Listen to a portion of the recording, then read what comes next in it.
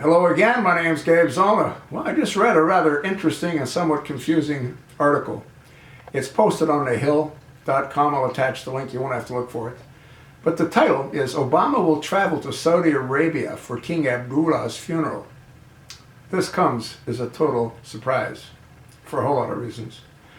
The article goes off to say, President Obama will forego a visit to the Taj Mahal during his visit to India in order to travel to Saudi Arabia for King Abdullah's funeral, the White House announced early Saturday morning. Vice President Biden was initially scheduled to lead the U.S. delegation, but he will instead now remain in Washington, and Obama will add the stop onto his return from India, where the president is embarking on a 3-day trip to foster economic ties with the nation. He's just so good at fostering relationships, isn't he? I mean, the Middle East is melting. Anyway, it goes on to say, quote, President Obama and the First Lady. Now that's real interesting because he has never taken Michael to the Middle East. Will travel to Riyadh on Tuesday, January 27th, in order to pay respects to King Salman bin Abdulaziz and the family of the late King Abdullah bin Abdulaziz, White House Press Secretary Josh Ernst said in a statement. I find this really interesting for a whole lot of reasons. As I said a moment ago, Obama has never taken Michael to that part of the world. Personally, I don't think Michael's going to get off the plane. I don't think Muslims can take non-Muslims to a Muslim country.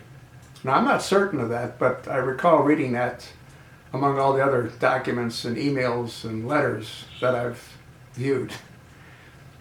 So we'll see. It does come as a surprise. You have to ask yourself a question. What could have happened? Well, initially, we heard that he wasn't going to go, the chosen one, and he was going to send Biden and a delegation.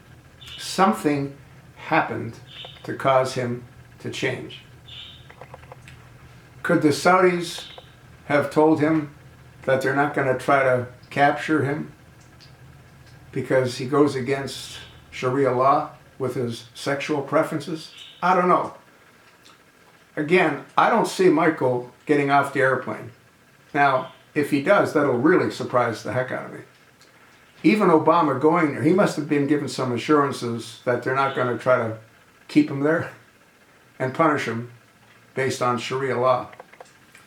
We'll see. I also read an article that King Abdullah and Obama weren't all that close. And the reason that is, well, personally, if you watch my videos, I've told you that I believe King Abdullah created the Manchurian Candidate, which is Barry Soetoro, also known as Barack Hussein Obama.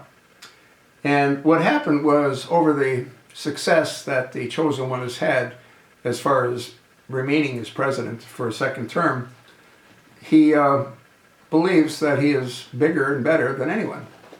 And I think he drifted apart from King Abdullah. And King Abdullah wasn't pleased. He wasn't all pleased with the Arab Spring.